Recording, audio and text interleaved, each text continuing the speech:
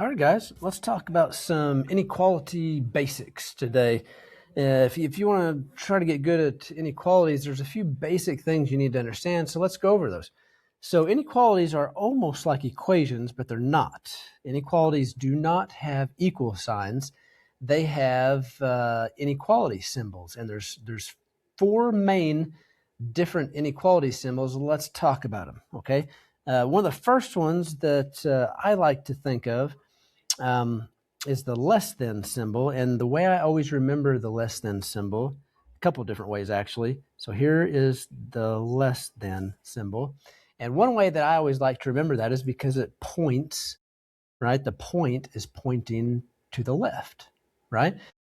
So less than symbols point to the left. Or you could think of it as it looks like a crooked L, right? So it looks like just a tilted L if you tilt it. The alligator eats a bigger number. That's good too. Usually a lot of us are taught that in the elementary school, and that's a pretty good way to start, introductory level to inequalities. But as you get older, we need to know what the symbols are. So if we were just walking in the road, and we looked down and we saw a symbol with no numbers on either side of it, we need to know what that symbol is. Okay, so this is a less than symbol. So this is just a less than. Okay. And by process of elimination, if you know what a less than symbol is, well, the greater than symbol points the other way. It always points to the right. So that's a greater than. Okay. And there's actually two more symbols, and they're the other two are a lot like these. Okay, I'm going to slide this up. So the other two symbols would be a less than or equal to. So it's got a half of an equal sign underneath it. So it's less than or equal to. Right. So this one means less than or equal, right? And of course, the last one is a greater than or equal to. So it's greater or equal to. Okay, and so there's your symbols. Okay, we need to know them symbols, and let's go over a few more basics. Let's just do a couple of examples. Let's just do a couple of examples of graphing.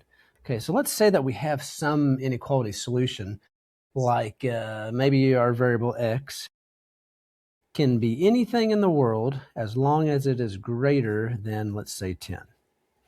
Okay, so x is greater than 10 is what that means. It doesn't mean x equals 10. It means x is greater than 10. X could be anything in the world as long as it's greater than 10. Okay, we need to know how to graph an inequality solution. So let's look at a graph. So a graph comes on a number line. Okay. Now, I always like to show zero. Zero is kind of our benchmark and the number that's in our inequality solution. So 10. So I'm going to show zero maybe a little over here to the left, and positive 10 will be somewhere to the right. Okay, and we always need to have some type of symbol on this 10. So it's either going to be a closed circle or it's going to be an open circle. All right, so anytime you have a symbol that does not have an or equal to sign, so like these two symbols right here don't have the or equal to sign, they're going to be the open circles. Okay, so the open circles. So when we get down here to put our symbol on here, that's going to be an open circle. Okay, because it can't actually equal 10. But x could equal any number greater than 10. So we need to shade an arrow in the direction that all other numbers could equal. So x could be any number in the world as long as it's greater than 10.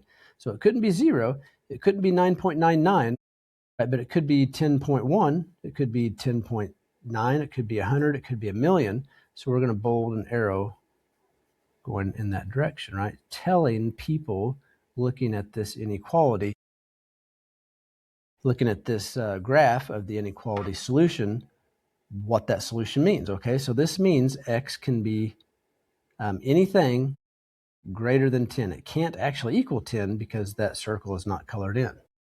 Okay, so let's try another one.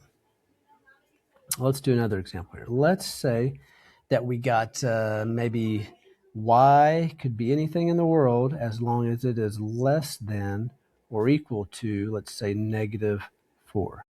And we want to graph that. All right, let's get a number line.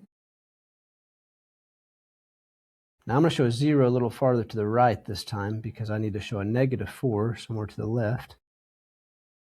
Now, this symbol that's going to be on the -4 needs to actually be a colored in circle because y could actually equal -4. Okay, so up here on these symbols, anytime you have an or equal to symbol, okay, we're going to have the closed circles. Okay, so they're going to be colored in. If that makes sense. Okay, so let's come back here. Let's put our symbol on this. We're actually going to color in. So instead of being an open circle, right, this is going to be a closed circle. So this is telling people that we can actually equal -4, and y could be anything else in the world as long as it's less than -4. So we bold an arrow in that direction. So these two mean the same thing. So there you go. There's some basics on inequalities, how to graph them, and how to read the symbols. I'll do some more in-depth lessons here shortly, but there's the introductory level. Hope this helps.